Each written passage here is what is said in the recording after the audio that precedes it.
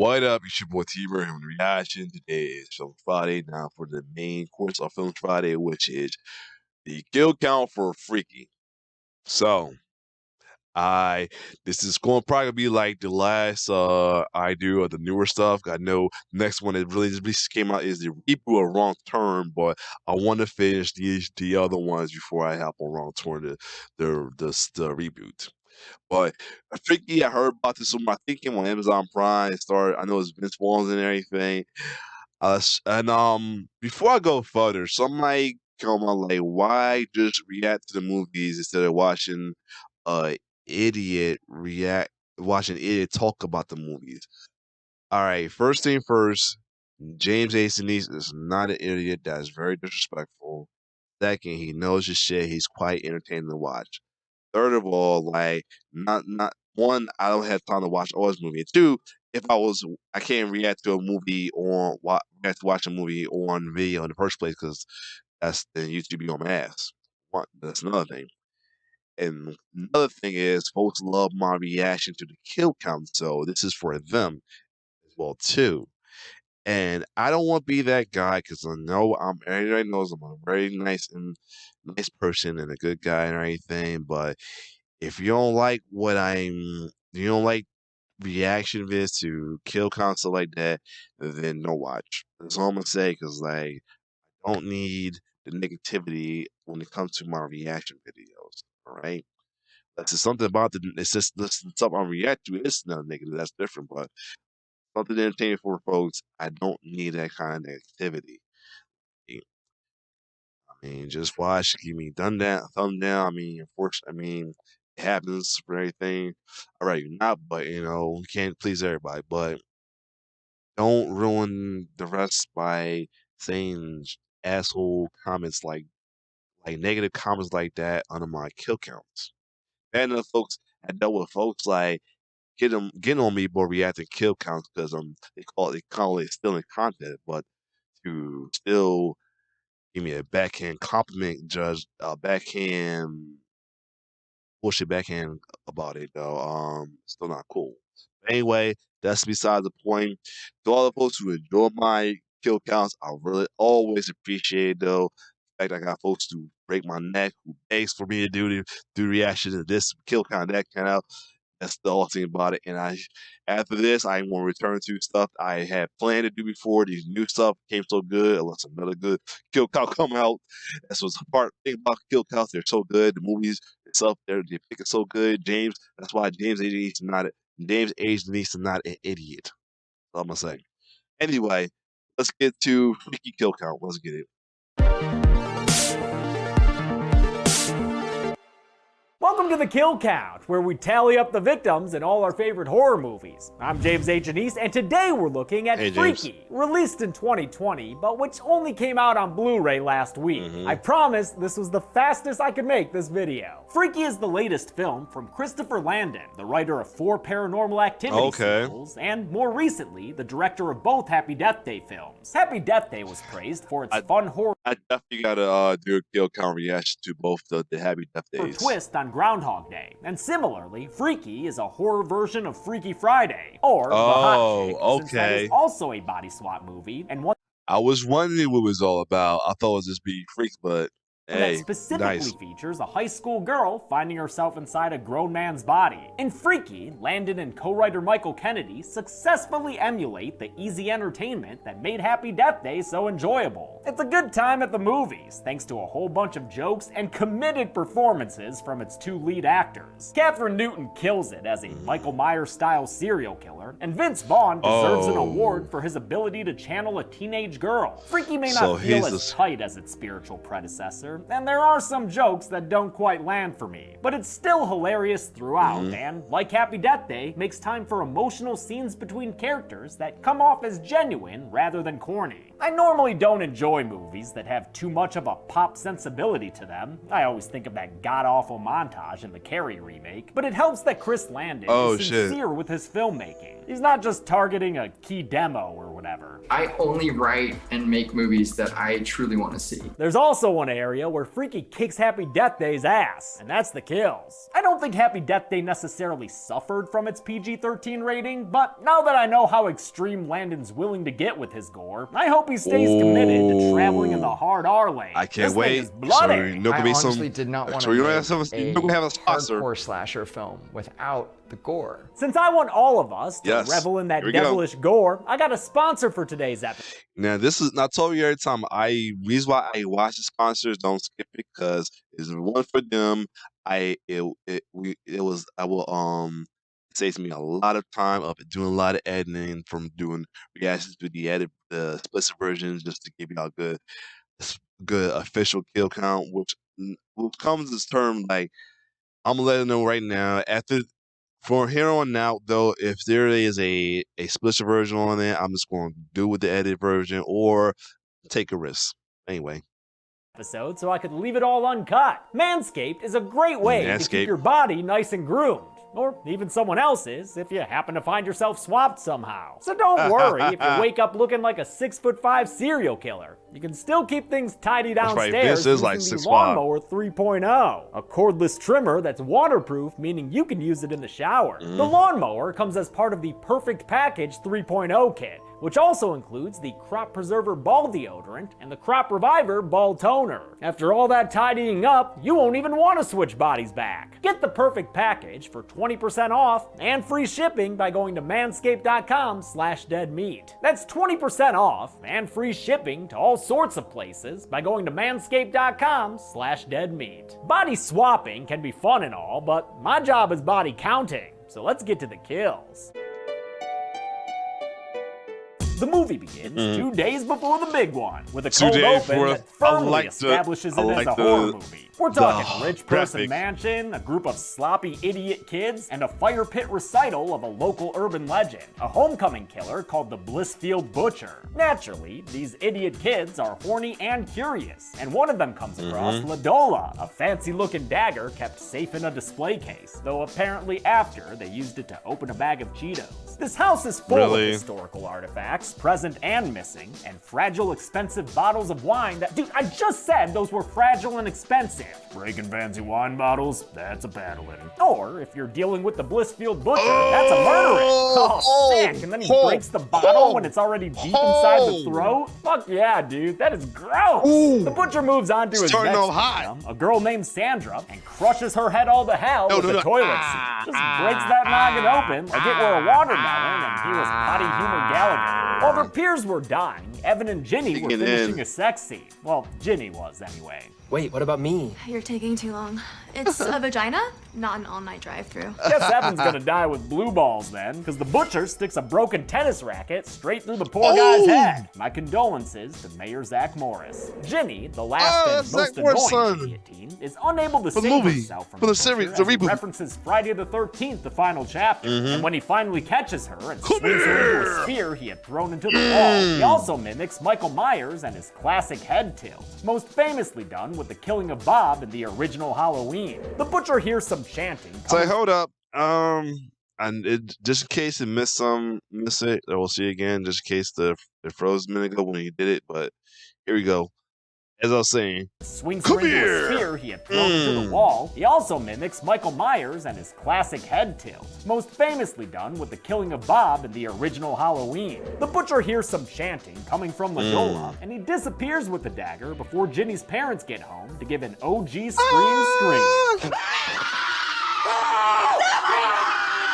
Great work, folks. Casey Becker's parents would be proud. Kick-ass cold open. It shows that this movie Yeah. admires its predecessors and that Landon wants to have a good time with the kills. There aren't any deaths that are the same in this movie. Way to keep my job fun, Chris. It's Thursday the 12th now, an average day for the Kessler family. Mama Coral, older sister Cop Charlene, and high schooler Millie, who's got standard final girl written all over her. She's played by Catherine Newton, who's already had one hell of a career, and who met director Christopher Landon when she was 15 and starred in Paranormal Activity Oh, okay. 4, which he wrote. The Kessler women are still reeling from the death of Papa Kessler a year ago. Millie's become real reserved. Coral's drinking like she were Nancy Thompson's mom. And Charlene? Well, Charlene's the worst fucking cop I've ever seen in a movie. You'll see. Millie lives in the picturesque town of Blissfield and has two best friends, Josh and Nyla. I love your black wiener, Mr. Daniels. Joshua. The dog is black, Nyla. Hey, Mr. Daniels there is played by Alonzo Ward, who was a technician that became thought he was Shark familiar. in Jaws 3D. thought he was Anyway, familiar I end with up how, liking Millie's friends later on, but I wasn't big on Josh after one of his early lines. I'm in it for the drunk straight boys who will suddenly realize they're fluid. That sounds kind of rapey. Good. It does. What? That's not good at all. I think that was just a clumsy implementation of what they were trying to do with the character. By design, wanted a character that was openly sexual, you know, in a way that is typically and I think traditionally reserved for like horny straight teens. Clumsy or not, Josh and Nyla are the only friends that Millie has. Most everyone else in the school's a dick to her. Yeah, like that kid. Doyle rules. The worst Doyle is Mean rules. Girl Ryler. Oh, a shit. Napoleonic trash This guy, Mean talker Girl. who insults Millie's social standing. At least this dude Booker seems cool though, defending Millie under his breath when shop teacher Mr. Bernardi mocks her in class. He looks familiar. Something to add, Booker? Oh, wow. Once again, we've got a classic horror movie reference here, because that was a regular Tommy Ross maneuver if I've ever seen one. You suck. Did you say something, Tommy? I said, aw shucks. Mr. Bernardi is played by Alan Ruck, best known as Cameron Yep. and Ferris Bueller. Ferris Bueller. But also, gotta plug it whenever I can, great in the Exorcist series on Fox, which was Okay. awesome. Here, Ruck is exquisitely vile. Speak up. Despite the news of those cold open kills, the school still goes ahead with its homecoming game, the Blissfield Butcher's favorite venue. Millie is their mascot, a big ol' frump-a-dump beaver, and after the game ends and she tells her friends to head home, she's left waiting by her lonesome for her mom to pick her up. Sadly, it's a ride that never comes, because right now Coral is feeling a little boozy here. Millie's phone dies before she can get a new ride home, and after the stadium lights die shit. too, things start looking like she might be next. Please tell me the butcher. Please tell me the butcher. Please tell me the butcher.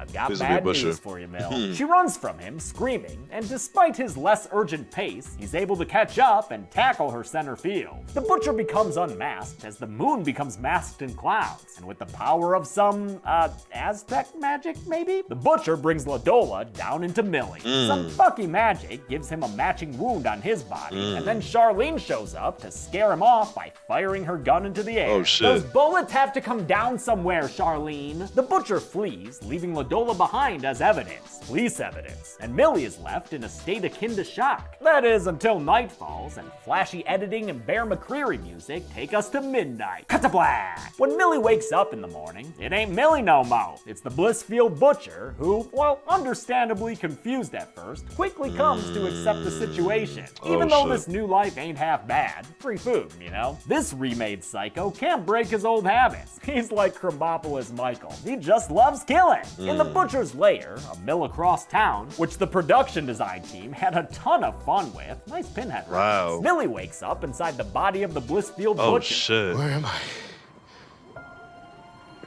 Hello? Oh my god, why do I sound like that? Because you're now played by Vince Vaughn, Millie.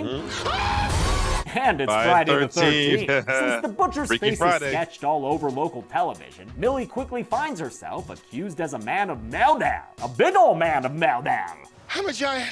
Meanwhile, the Butcher modifies his new appearance and marches into school looking like a boss-ass bitch. He ignores Millie's I friends loved and it. is pulled I love aside it. by Ryler, now looking to score sympathy points by associating with the assault survivor. After Ryler mistakes the Butcher's behavior as an indication of lesbianism, I'm missing AP Bio. I didn't come here to clam jam with you. the Butcher puts an end to the little lady by sticking her inside a cryo chamber. Ooh. A funny detail for this rich, sports-obsessed school to have. When Millie gets to the school later, not knowing where else to go in her new body, she comes across the cryo chamber and finds Ryler frozen solid as Damn. But maybe she's made of liquid metal like the T-1000. Oh, nope, she dead. Real dead. The Butcher is roped into woodshop where he gets yelled at by Bernardi and his handlebar Oh, mustache. shit. If only you would spend a little less time flirting and a little more time learning, you might actually make something out of yourself. That kind of assholery is why the butcher pays Bernardi a visit after Oh, school while shit. he's resentfully grading assignments. What kind of a name is that? Stupid name. The butcher's spirit is as sadistic as ever, and even though he doesn't have the same physical strength, you just can't stop a butcher from butchering. A sneaky screwdriver turns the tides in his favor, and that gushing neck blood is only the appetizer for this gourmet kill, which is coming right up courtesy of a table saw. The butcher slides Bernardi into the saw head first, splitting the man in half vertically in full gory graphic detail. Bravo, Freaky. I still Bravo. The wonderful kills in Freaky were done by kill count veteran Tony Gardner, whose work I most recently covered in Zombieland Double Tap. He made a complete double of Alan Ruck to be split apart like a zipper, and the result was just as messy on set as it looked like in the movie. This room had 50-foot high ceilings. There was still blood on the Damn it. ceiling when we were done. Gardner's been working since 1983 when he Oh, for real? But anyway, first off, is my shirt here? Where my shirt at? Oh man, and I have my shirt with me right now. Darn it! But let's get on with it. First off, shout out to y'all for requesting it. Second off, you already know I'm happy. Let's go back. What you about to say? been working since 1983 when he was 18 Yes, sir. and appeared as a zombie in Michael Jackson's Wow. Thriller. It's great to see him still Nice. enjoying the world of horror to this day. Elsewhere in the school, Millie tries meeting up with Nyla and John. It kicks off a comedy chase scene in which new anatomy lessons are learned, I got both. food is tossed, Really? and lines for the trailer are screamed. You're black! I'm gay! We are so dead! Millie, in possession of a new scary kind of strength, eventually stops them and proves who she is by dancing around like a buck-toothed big-bootied beaver. Throw in a secret friend handshake and we've got ourselves a team-up. Newton and Vaughn first met during rehearsals for the Blissfield Beaver Dance.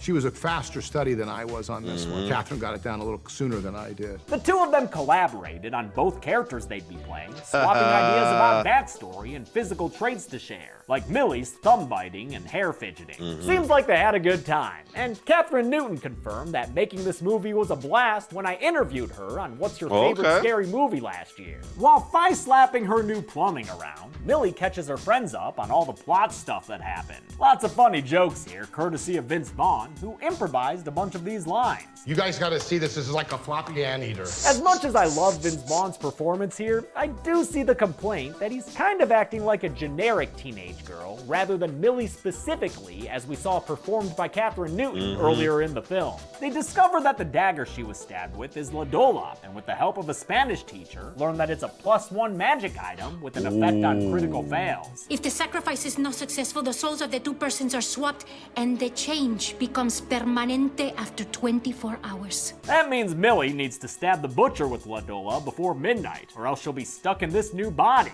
this new 6'5" menacing body. How's that feel?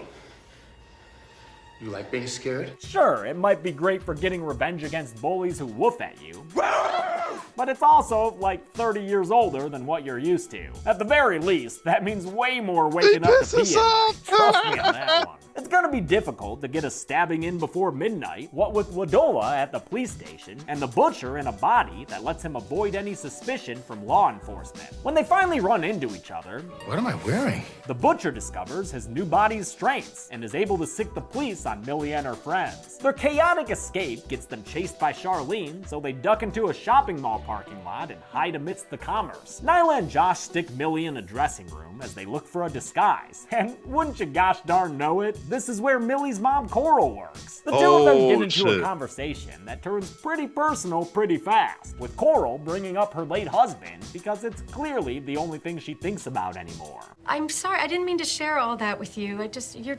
You're trying to buy a polo, for God's sake. No, it's okay. Millie's new anonymous voice gives her the chance to speak freely, so they have an honest mother-daughter dialogue, which was also a highlight of Happy Death Day to You. It's a tender moment that Coral tries to parlay into a possible date, but that awkwardness gets interrupted when Charlene shows up and grabs her mom to go find Millie. It's gonna be hard to find her when she's got this pro disguise on, the face of Aaron Rodgers, or possibly a handsomer me. Now able to move discreetly, Millie and her friends head to a local mini-golf place where the Blissfield High students have gathered since their homecoming dance was canceled. Unfortunately, assholes like footballer Brett don't need no dance to sexually harass people. Your touch makes this pussy drier than sandpaper, you fucking monkey. I can't wait to kill you. You know, the Butcher is a scary motherfucker, but damned if he hasn't been going after people who have earned a good murder. Millie and Co arrive and see on some monitors that the Butcher is stalking Booker through this place's kick-ass mini-golf course. Some of them do kind of deserve love it, the fun but... setting here, even with all the bastard skellies around. Big shout out to production designer Hilary Andahar and set decorator Tim Pope for these colorful props and black lights. They make my eyes happy. Before the Butcher can stab Booker in the back, Millie finds them and knocks out the killer with a golf club. Since Booker would likely tell the cops about their whereabouts, Millie's forced to use her Vince Vaughn mask and knock that teenager hard to the ground. They tie up the Butcher at Josh's house, and after Booker comes to, Millie has to explain herself again. This time with the Butcher pleading a false case right beside her. Booker, help! Booker! Will you shut up? Booker, of course, doesn't buy the body swap story until Millie recites a poem that she wrote and secretly put in his locker a few weeks ago. Oh, also, kinda helps that the Butcher drops the whole act. You sad fucking cunt. We do not say that word here. This is not America, say that mister, word. not the Outback. With less than 5 hours until midnight, the others volunteer Josh to watch over their captive killer as they head to the police station. Nyla tries to distract Charlene by telling her she saw the Butcher outside, but as she's stealing Ladola from the evidence locker, Charlene returns and friggin' points a gun at her sister's friend? Charlene, chill out! God! In the car, Millie and Booker have probably the best scene of the movie, as Millie finally finds the courage to speak truthfully to the boy she likes. She admits the Butcher's body has offered a nice change of pace from always getting picked on. Yeah, it does feel kind of good to just feel strong for once. But Booker tells her she's got a strong brain and a strong heart, which are objectively the I'm trying to figure most who's important Booker muscles in your from. He was so body. He familiar. asks if he can join her in the backseat of the car, where he tells her that he loved her poem and that he's always liked her. How weird is it that I kind of feel like kissing you right now? Maybe a little, given the whole body swap thing, Yep. but Booker likes Millie, so Booker kisses Millie, until she puts it on hold, wanting their first kiss to involve a little less 5 o'clock shadow. Christopher Landon and co-writer Michael Kennedy Let's both hope he grew do up survive, closeted, man. having to hide their sexuality from friends and family. Obviously, not an easy thing to do. Yeah, I remember having these feelings of like, well, fuck, if I could just be a girl. my life would be easy. Like, I could just so he is openly like the guys that I like, and it wouldn't be an issue. With Freaky, they were thankfully So- able to write a movie that reflects some of the progress society's made the past few decades. For instance, Joshua is an out and proud character played by non-binary actor Misha Oshirovich. And although jokes are made regarding the character's sexuality, it's not the end-all be-all of who he is as a person. And of course, with a plot about people in bodies that don't match who they are, Freaky finds a fun and funny way to tackle themes like gender identity. It's a wonderfully modern movie that doesn't feel like it's trying too hard. At Josh's See, this is why I watched James Ageniz. He's like I say, he's not an idiot. He like to break down stuff about movies though. And we watch the movie, you just be having fun, but sometimes watching it with some commentary from James Ageniz can get you a good feel good for when you want to watch a movie on your own. So yeah, that's why I like watching and meet kill counts. Those that like to be the haters. Anyway. house, his mom comes home from work early, and she doesn't buy his panic excuse of sexual experimentation. I'm straight. No.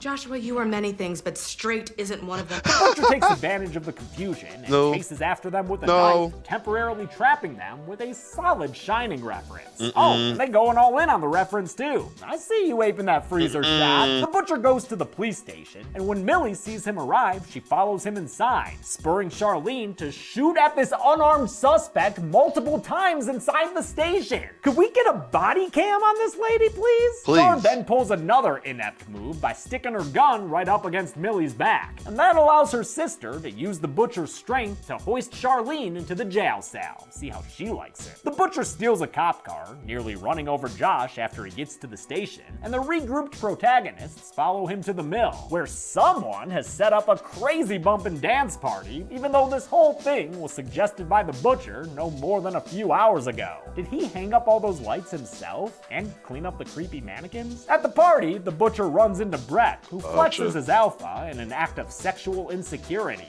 And I've never made anyone's pussy dry. He leads the butcher away to a more private part of the room, where his friends Tobin and Squee are waiting. Their names, along with Brett's, are reference to the Kavanaugh confirmation hearing of 2018. Right as they begin to threaten a gang rape, Jesus, the butcher takes a bottle and kills the two friends, slitting Squee's throat open with a glass shard, and, seen in a later shot, decapitating Tobin off screen. The decapitation will be done with this conveniently placed chainsaw, which the butcher uses to kill Brett by sawing between his legs off screen. That carnage is also shown later, in the same shot revealing Tobin's headless state. Millie and her friends get to the dance, and like all good slasher characters, split up to find the butcher. Josh is led astray by another football player named Phil, who's been a douche this whole movie, but who's now using alcohol as an excuse to experiment. When Josh rejects him, Phil responds with a homophobic slur, ensuring his immediate and justified death. You tell anybody, I'll fucking kill you.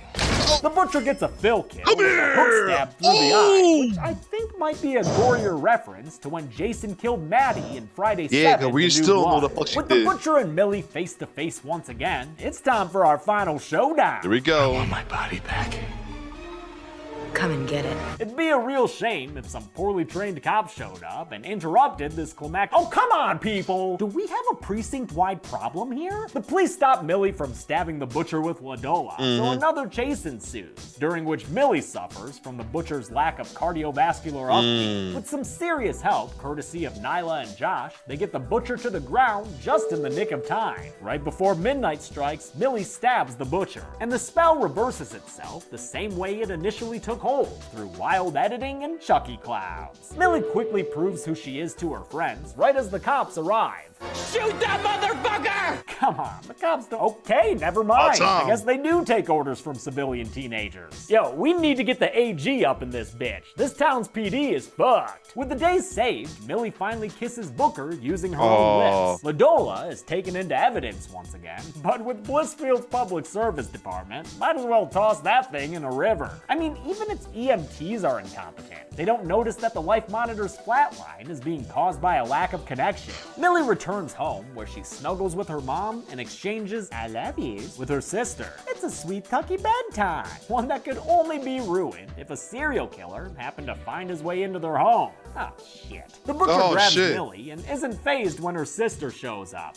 Don't point a gun at your face to see if it's unloaded. Sure, please. Mama Kessler gets involved and the whole family fights the killer, but they're at a disadvantage now that Millie's not piloting the Mecha Butcher.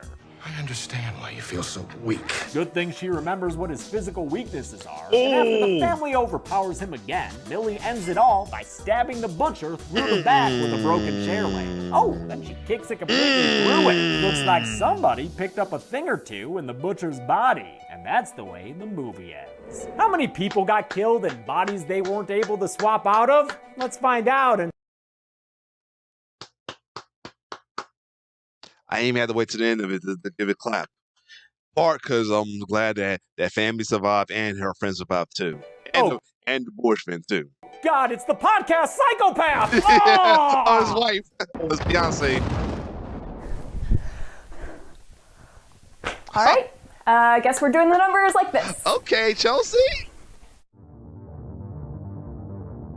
11 people died in Freaky, consisting of 3 women and 8 men, half of whom were football players, making this a pigskin pad. I love it. With a it. runtime of 102 minutes, that left us with a kill on average every 9.27 minutes. I'll give the golden chainsaw for coolest kill to Mr. Bernardi, Yep, I which figured might that. just be in my top 10 kills of all time. God. Me, James A. Janice. Della Machete for lamest kill will go to Squee, I guess. It's still bloody, but maybe the least unique of all this movie's kills. This set needs more Leatherface. Oh, hi. All right, back to normal.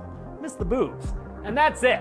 Freaky came out in 2020 and was originally going to be called Freaky Friday the 13th. Then Disney sent a cease and desist letter. Next week is fucking Tammy and the T-Rex. You heard me right. But until then, I'm James A. Janice. This has been the Kill Count. Thanks a lot. Oh, Disney, well, I'm not surprised. But anyway, yeah, this was good. This was a good kill count. I can say this was a very good kill count. And, oh my God, they did a thing with this though. Oh man.